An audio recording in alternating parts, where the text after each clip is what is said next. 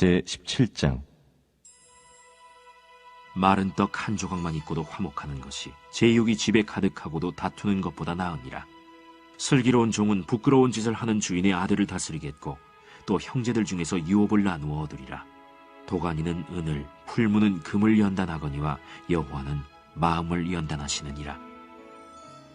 악을 행하는 자는 사악한 입술이 하는 말을 잘 듣고 거짓말을 하는 자는 악한 혀가 하는 말에 귀를 기울이느니라. 가난한 자를 조롱하는 자는 그를 지으신 주를 멸시하는 자요, 사람의 재앙을 기뻐하는 자는 형벌을 면하지 못할 자니라. 손자는 노인의 면류관이요 아비는 자식의 영환이라. 지나친 말을 하는 것도 미련한 자에게 합당하지 아니하거든 하물며 거짓말을 하는 것이 존귀한 자에게 합당하겠느냐. 뇌물은 그 임자가 보기에 보석 같은즉 그가 어디로 향하든지 형통하게 하느니라. 허물을 덮어주는 자는 사랑을 구하는 자요 그것을 거듭 말하는 자는 친한 벗을 이간하는 자니라. 한마디 말로 총명한 자에게 충고하는 것이 매 100대로 미련한 자를 때리는 것보다 더욱 깊이 박히느니라. 악한 자는 반역만 힘쓰나니 그러므로 그에게 잔인한 사자가 보냄을 받으리라. 차라리 새끼 빼앗긴 암곰을 만날지언정 미련한 일을 행하는 미련한 자를 만나지 말 것이니라. 누구든지 악으로 선을 갚으면 악이 그 집을 떠나지 아니하리라. 다투는 시작은 둑에서 물이 새는 것 같은즉 싸움이 일어나기 전에 시비를 그칠 것이니라. 악인을 의롭다 하고 의인을 악하다 하는 이 두 사람은 다 여호와께 미움을 받느니라. 미련한 자는 무지하거늘 손의 값을 가지고 지혜를 사려함은 어찌 민고. 친구는 사랑이 끊어지지 아니하고 형제는 위급한 때를 위하여 낳느니라. 지혜 없는 자는 남의 손을 잡고 그의 이웃 앞에서 보증이 되느니라. 다툼을 좋아하는 자는 죄과를 좋아하는 자요 자기 문을 높이는 자는 파괴를 구하는 자니라. 마음이 굽은 자는 복을 얻지 못하고 혀가 패역한 자는 재앙에 빠지느니라. 미련한 자를 낳는 자는 근심을 당하나니 미련한 자의 아비는 낙이 없느니라. 마음의 즐거움은 양약이라도 심령의 근심은 뼈를 마르게 하느니라. 악인은 사람의 품에서 뇌물을 받고 재판을 굽게 하느니라. 지혜는 명철한 자 앞에 있거늘 미련한 자는 눈을 땅끝에 두느니라. 미련한 아들은 그 아비의 근심이 되고 그 어미의 고통이 되느니라. 의인을 벌하는 것과 귀인을 정직하다고 때리는 것은 선하지 못하니라. 말을 아끼는 자는 지식이 있고 성품이 냉철한 자는 명철하니라. 미련한 자라도 잠잠하면 지혜로운 자로 여겨지고 그의 입술을 닫으면 슬기로운 자로 여겨지느니라. 다 같이 일어나서 하나님의 말씀을 경청하겠습니다. 하나님 말씀을 봉독하겠습니다. 산발랏이 우리가 성을 건축한다 함을 듣고 크게 분노하여 유다 사람들을 비웃으며 자기 형제들과 사마리아 군대 앞에서 일러 말하되 이 미약한 유다 사람들이 하는 일이 무엇인가? 스스로 견고하게 하려는가? 제사를 드리려는가? 하루의 일을 마치려는가? 불탄 돌을 흙무더기에서 다시 일으키려는가 하고 암몬 사람 도비아는 곁에 있다가 이르되 그들이 건축하는 돌 성벽은 여우가 올라가도 곧 무너지리라 하더라. 우리 하나님이여 들으시옵소서. 우리가 업신여김을 당하나이다. 원하건대 그들이 욕하는 것을 자기들의 머리에 돌리사 노략거리가 되어 이방에 사로잡히게 하시고 주 앞에서 그들의 악을 덮어두지 마시며 그들의 죄를 도말하지 마옵소서.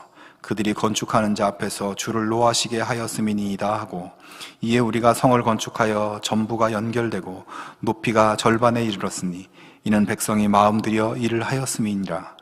산발랏과 도비아와 아라비아 사람들과 암몬 사람들과 아스돗 사람들이 예루살렘 성이 중수되어 그 허물어진 틈이 메꾸어져 간다 함을 듣고 심히 분노하여 다 함께 꾀하기를 예루살렘으로 가서 치고 그곳을 요란하게 하자 하기로 우리가 우리 하나님께 기도하며 그들로 말미암아 파수꾼을 두어 주야로 방비하는데 유다 사람들은 이르기를 흙무더기가 아직도 많거늘 짐을 나르는 자의 힘이 다 빠졌으니 우리가 성을 건축하지 못하리라 하고 우리의 원수들은 이르기를 그들이 알지 못하고 보지 못하는 사이에 우리가 그들 가운데 달려 들어가서 살육하여 역사를 그치게 하리라 하고 그 원수들의 근처에 거주하는 유다 사람들도 그 각처에서 와서 10번이나 우리에게 말하기를 너희가 우리에게로 와야 하리라 하기로 내가 성벽 뒤에 낮고 넓은 곳에 백성이 그들의 종족을 따라 칼과 창과 활을 가지고 서 있게 하고 내가 돌아본 후에 일어나서 귀족들과 민장들과 남은 백성에게 말하기를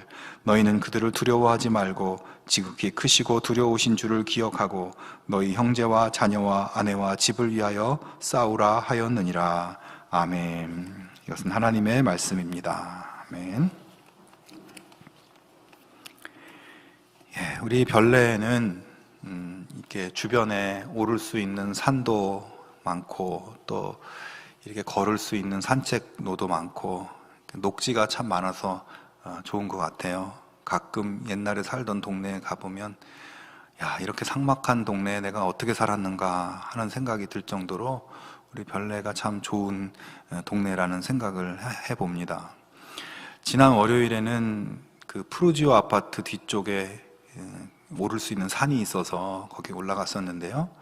거기 작은 계단길을 조금 올라가면은 이제 울창한 그 능선길이 나옵니다. 그 길을 한참 가면 이제 넉바위라고 하는 작은 봉우리를 오를 수가 있어요. 그리고 또 거기서 또 조금 더 계속 가면 국사봉이라고 하는 그 정상에 갈 수 있고 거길 넘어서 조금 더 가면 청학리까지 갈 수 있는 그런 코스입니다. 하지만 그날 저는 그냥 넉바위까지만 다녀왔는데요. 이 산에 오르는 초입에 계단을 무심코 올라가는데 이제 왼쪽 발을 내딛는 순간 조금 섬찟한 마음이 들더라고요. 그래서 기분이 하도 이상해서 바닥을 내려다 보니까 거기 뱀이 있는 거예요. 그래서 얼마나 놀랐는지 제가 그 자리에서 얼어붙는 것 같이 깜짝 놀랐어요. 근데 다시 가만히 보니까 그 뱀은 아주 작은 새끼 뱀인 겁니다. 그러나 보니까 그 색깔이나 또 그 뱀 무늬, 또 뱀 머리 모양 이런 걸 보니까 확실히 독사의 새끼로 보였습니다. 이 새끼지만 얼마나 빠르든지 순식간에 풀숲으로 사라져 버리는 거예요. 그 모양과 움직임 자체, 그 신속한 그 움직임이 아주 공포스럽게 느껴졌습니다. 그리고 나서 제 마음에 이 산에 이렇게 뱀이 많은 거 아닌가, 내가 가야 할 길에 또 뱀이 또 나타나면 어떡하지? 그런 염려와 두려움 속에 계속 가야 하나 말아야 하나 그런 생각까지 들었습니다. 하지만 마음을 추스르고 다시 산에 오르기 시작했는데요. 산에 오르면서 조금 엉뚱한 생각을 해보았습니다.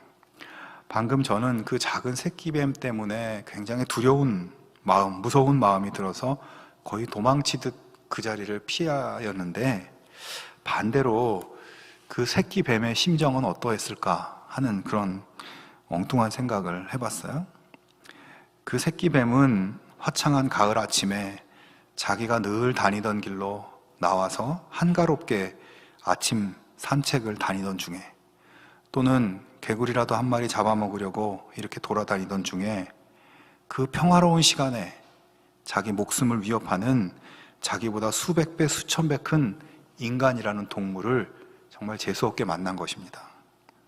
엄마 아빠도 없이 새끼 혼자 겁없이 다니다가 정말 죽을 뻔한 거죠.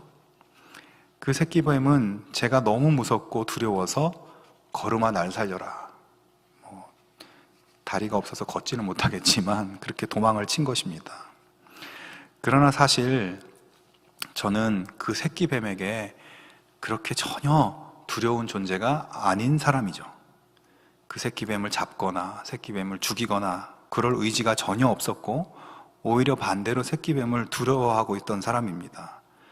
그러니까 정말 무서워서 도망갈 필요가 1도 없는 그런 존재였던 것입니다. 그러니까 그 새끼뱀이나 저나 서로가 두려워할 필요가 없는 그런 상대였던 것이에요. 사실 산에서 진짜 두려워할 존재는 사람이라고 하잖아요. 생각해보면 산에서 만나는 사람들, 어떤 사람인지 알지도 못하면서 인사하고 또 말도 하고 서로 옛날에는 먹을 것도 주고 이렇게 그러지 않았습니까? 그 사람이 누군 줄 알고 그랬는지 모르겠어요. 그날 산을 다녀오면서 어쩌면 우리가 정말 두려워해야 할 것은 두려워하지 않고 두려워하지 않아도 될 것은 두려워하면서 살아가고 있는 것이 아닌가 생각이 들었습니다. 그러면서 우리가 살면서 우리를 두렵게 만드는 것들, 우리를 염려하게 만드는 것들, 사실 알고 보면 진짜 두려워할 만한 것들도 아니고 염려할 만한 것이 아닌 게 더 많다는 생각을 하게 됐습니다. 오늘 말씀에서는 지난주에 이어서 예루살렘 성벽 건축을 방해하는 적대자들, 그들의 강력한 도전에 직면한 느헤미야의 모습을 볼 수 있습니다. 적대자들은 처음에는 예루살렘 성 건축이 불법이다 이렇게 하면서 느헤미야를 압박했죠. 나라에서 금지시킨 건축을 느헤미야가 하고 반역을 하려고 한다 이런 식으로 압박을 했습니다. 하지만 느헤미야는 그 일이 왕의 승인을 받은 일이고 또 이 일은 하나님의 사명이고 하나님이 형통케 하실 것이라고 선포하면서 믿음으로 꿋꿋하게 건축을 시행해 나갔죠. 그렇게 느헤미야는 이 불가능해 보였던 예루살렘 성벽 건축을 모든 백성들과 함께 힘을 모으고 격려하면서 착착 이루어갔습니다. 굉장히 많이 진전을 하게 됐어요. 자, 이런 상황 속에서 적대자들은 어떻게 대응을 했을까요? 먼저 본문 1절에서 3절을 보겠습니다. 산발랏이 우리가 성을 건축한다 함을 듣고 크게 분노하여 유다 사람들을 비웃으며 자기 형제들과 사마리아 군대 앞에서 일러 말하되 이 미약한 유다 사람들이 하는 일이 무엇인가? 스스로 견고하게 하려는가? 제사를 드리려는가? 하루의 일을 마치려는가? 불탄 돌을 흙무더기에서 다시 일으키려는가? 하고 암몬 사람 도비아는 곁에 있다가 이르되 그들이 건축하는 돌 성벽은 여우가 올라가도 곧 무너지리라 하더라. 여러분, 이렇게 긴 말이지만 이 말의 내용은 아이고 너희들이 무슨 성을 짓겠다고 해놓은 걸 보니 무슨 애들 장난도 아니고 야 강아지가 올라가서 뛰어도 다 무너지겠다. 관도라 관도. 이런 식으로 약을 올리면서 이렇게 얘기했다는 그런 말입니다. 당시에 이스라엘 백성들은 이 성을 짓기 위해서 그 지역에 흩어진 돌을 모아다가 이 돌을 쌓아서 성을 지었는데, 근데 이 돌들이 대부분 이 이스라엘이 바벨론의 공격으로 온 나라가 잿더미가 됐을 때 불에 탔던 돌들이에요. 그리고 이 돌들이 대부분 석회암입니다. 그러니까 석회암이 불에 탔으니까 경도가 약해져서 물렁물렁해지고 또 쩍쩍 갈라져 있는 그런 돌들이 많았어요. 건축에 쓸 수 없는 돌들이 많고 쓰면 안 되는 돌인 것이죠. 자, 그러니까 적대자들은 지금 이스라엘이 성을 쌓고 있는, 너희가 성을 쌓고 있는 그 돌들이 그렇게 형편없는 돌들이기 때문에 너희 성은 부실 공사가 될 게 뻔하다. 언제 무너질지 모르는 그런 성을 너희가 쌓고 있구나. 해봤자 안 된다. 비웃고 조롱하고 있는 것이죠. 여러분, 우리가 무언가 정말 열심히 땀 흘려서 일하고 있는데 누가 자꾸 옆에 와서 너 그거 그렇게 하면 안 돼. 그렇게 하면 망해. 어디 잘 되나 한번 보자. 뭐 이러면 우리가 어떤 마음이 듭니까? 그 친구 말이 옳다고 하더라도 입을 한번 때려주고 싶지 않습니까? 그리고 한편으로는 또 반대, 이게 거꾸로 생각하면은 야 정말 안 될까? 정말 무너질까? 이렇게 슬슬 걱정도 되고 마음이 흔들리고 그러다 보면 일을 포기하게 되고 중단하게 될 수도 있어요. 지금 그들은 이스라엘 백성들을 그렇게 비웃고 마음을 상하게 하고 그래서 결국 낙심하고 일을 그만두게 만들려고 하는 그런 심리적인 작전이었습니다. 하지만 여러분, 설마 느헤미야가 성을 쌓으면서 그런 것도 모르고 하겠습니까? 느헤미야가 이 적대자들의 그런 비웃는 소리를 들었을 때 얼마나 화가 났겠어요. 4절과 5절에 보면 느헤미야가 하나님 앞에 그 속상한 마음을 토로하는 것을 볼 수 있습니다. 우리 하나님이여 들으시옵소서. 우리가 업신여김을 당하나이다. 원하건대 그들이 욕하는 것을 자기들의 머리에 돌리사 노략거리가 되어 이방에 사로잡히게 하시고 주 앞에서 그들의 악을 덮어두지 마시며 그들의 죄를 도말하지 마옵소서. 그들이 건축하는 자 앞에서 주를 노하시게 하였음이니이다. 이 말씀도 조금 풀어보면 하나님, 우리가 너무 고통스럽고 너무 수치스럽습니다. 하나님, 저놈들이 우리를 모욕하는 그 모욕이 저놈들 머리로 돌아가게 해주세요. 옛날에 우리가 그랬던 것처럼 저놈들 다 노예로 끌려가게 해주세요. 하나님, 저놈들이 잘못했다고 하더라도 절대 용서해 주지 마세요. 이렇게 느헤미야가 하나님께 속상해서 얘기를 한 겁니다. 이 말 속에 그의 분노가 느껴지는 거죠. 근데 여러분, 여기서 우리가 주목할 것은 그가 말한 이 기도의 내용보다도 그가 어떤 자세를, 이 상황 속에서 어떤 자세를 취하는가 하는 것을 좀 생각해 봐야 되겠어요. 느헤미야 자신이 지금까지 눈물로 기도해 왔고 페르시아 궁궐에서 누리던 그 모든 권한과 지위 다 내려놓고 민족을 재건하겠다는 이 위대한 과업을 시작한 마당에 이 말도 안 되는 반대자들이 나타나서 자꾸 말도 안 되는 소리를 하면서 방해하는 이것에 분노할 수밖에 없었습니다. 하지만 느헤미야는 그렇게 정말 화가 나는 상황 속에서 그가 직접적으로 그들에 대응하지 않고 자신의 분노를 들어주고 도움을 줄 만한 어떤 사람들을 찾지 않고 속상한 마음을 하나님께 가지고 와서 하나님께 토해놓으며 기도하고 있다는 것입니다. 하나님께 그 화나는 상황을 가지고 나와서 있는 그대로 쏟아부으며 기도하고 있는 것이에요. 우리가 이 모습을 조금 주목해 봐야 합니다. 사랑하는 여러분, 오늘 느헤미야는 자신의 감정을 가지고 자기를 100% 이해해주고 공감해줄 수 있는 하나님을 찾아갔습니다. 하나님이야말로 온전히 나를 받아주시고 온전히 나를 이해하시는 분이라는 믿음을 가지고 그분 앞에 기도했습니다. 여러분, 다윗이라는 사람 아시죠? 다윗이 참 유명한 사람이죠. 근데 특별히 유명한 게 있어요. 성경에 나온 사람들은 그 어떤 사람들보다 참 억울한 사람이다, 이걸로 유명해요. 그는 사울왕과 이스라엘을 위해서 정말 목숨 걸고 나가서 골리앗을 싸워 이기고 블레셋을 물리쳤습니다. 근데 사울왕의 미움을 받아서 수십 년간 도망자의 신세로 살았어요. 사울왕이 야, 너 나 대신 그렇게 싸워줘서 골리앗도 죽이고 정말 고맙다, 업어줘도 시원찮은데 다윗을 반역자로, 내란 책동자로 억울한 죄를 뒤집어 씌워서 죽이려고 하는 것입니다. 여러분, 우리가 살면서 이런 비슷한 경험을 얼마든지 할 수 있지 않겠습니까? 자, 그런데 그렇게 억울함과 분노가 끓어오를 때 다윗이 이렇게 이야기합니다. 시편 62편을 보시면 나의 영혼아 잠잠히 하나님만 바라라. 물은 나의 소망이 그로부터 나오는도다. 오직 그만이 나의 반석이시오 나의 구원이시오 나의 요새이시니 내가 흔들리지 아니하리로다. 나의 구원과 영광이 하나님께 있으며 내 힘의 반석과 피난처도 하나님께 있도다. 백성들아 시시로 그를 의지하고 그의 앞에 마음을 토하라.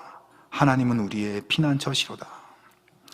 여러분, 이 시편의 마지막 절, 백성들아 시시로 그를 의지하고 그의 앞에 마음을 토하라.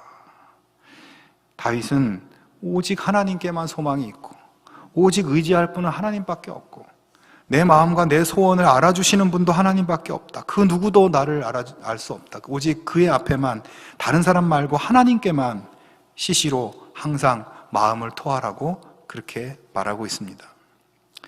보통 사람은 속상하고 어려운 일을 당하면 내 입장과 내 마음을 알아주기를 바라는 마음으로 누군가에게 속상한 이야기를 하게 됩니다. 제가 설교에 이렇게 쓰고서 제 모습을 보니까 저도 그렇더라고요. 어려운 일 당하면 이 어려움을 누군가에게 이야기하기 위해서 누구한테 전화를 해서 이야기해야 되나 이러더라고요. 그러나 여러분, 내가 느끼는 만큼의 분노와 상한 마음을 온전히 알아주는 사람을 만나기란 쉽지 않습니다. 애써서 설명해도 사람은 모두 자기 입장에서 이해합니다.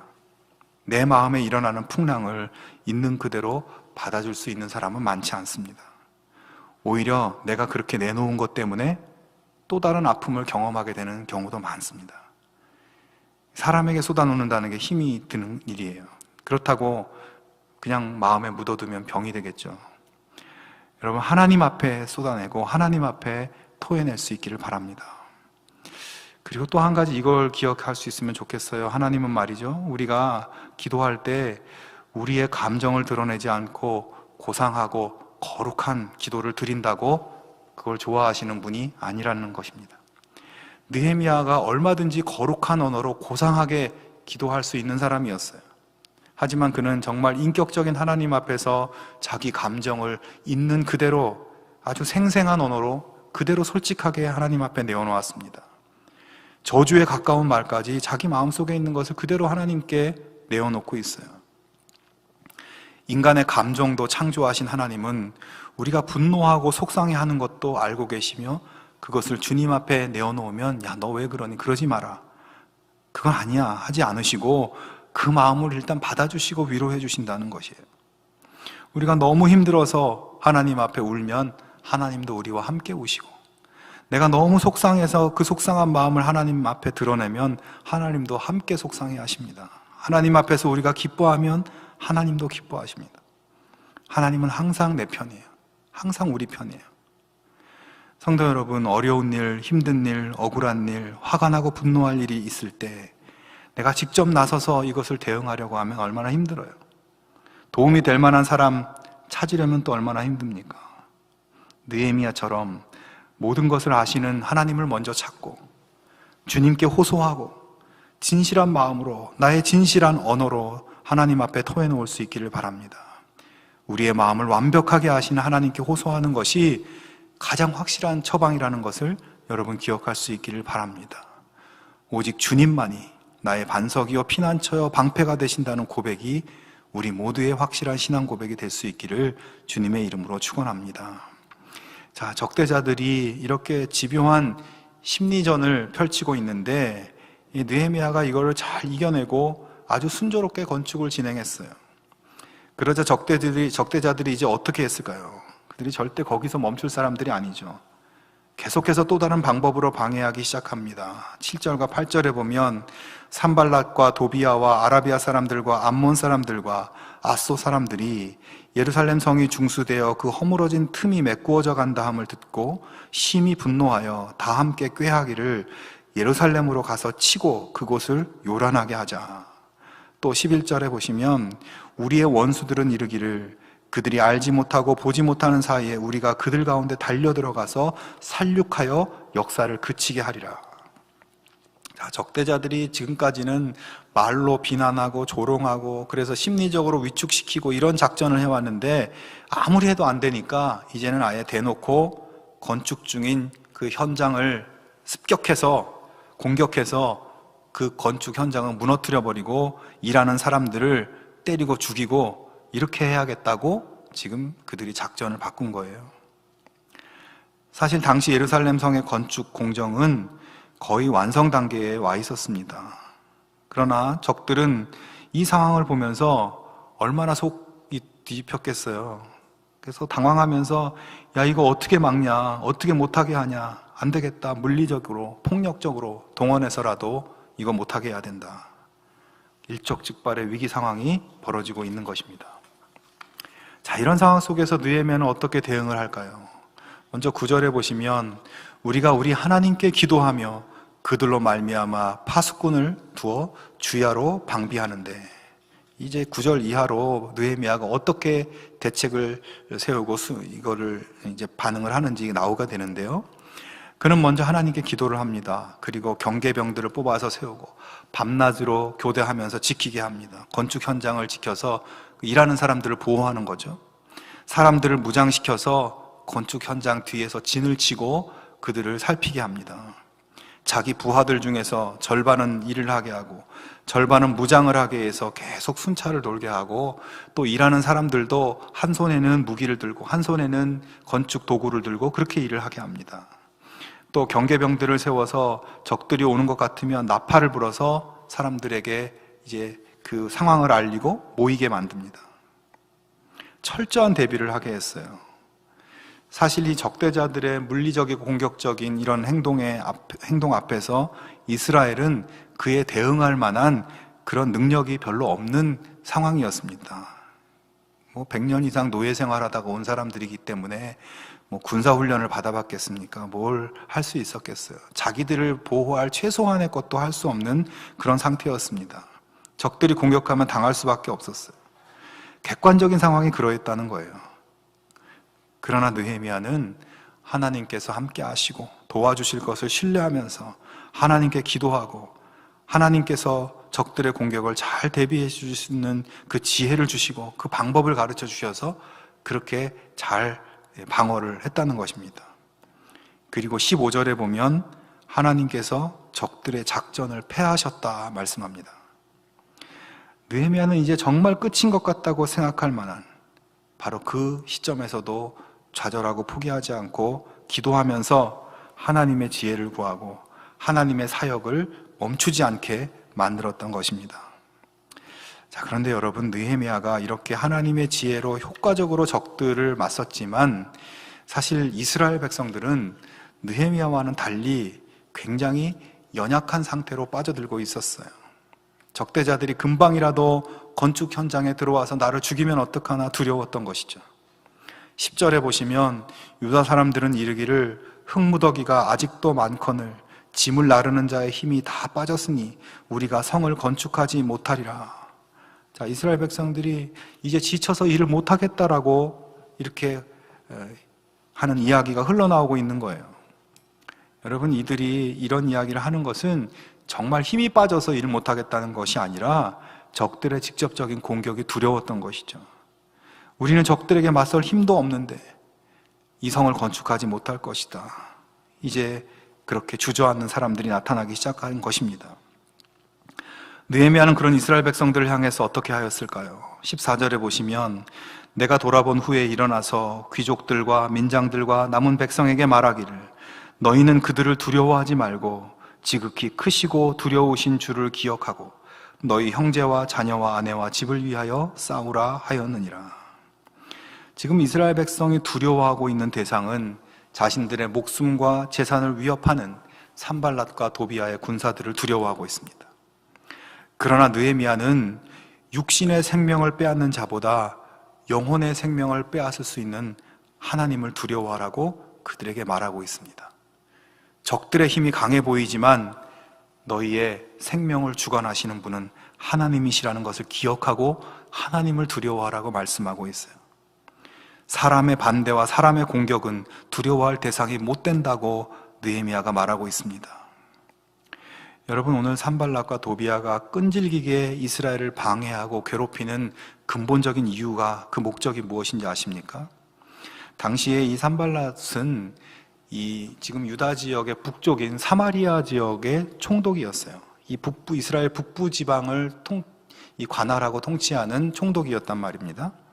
근데 이 사람이 북부 지역만을 통치하다가 욕심이 생겨서 이 남쪽, 유다 사람들이 살고 있는 이 남쪽 지역에까지도 자기 영향력을 펼쳐서 그것도 자기의 관할 아래 두겠다는 그런 야심과 욕심을 가지고 있었던 인물이었습니다.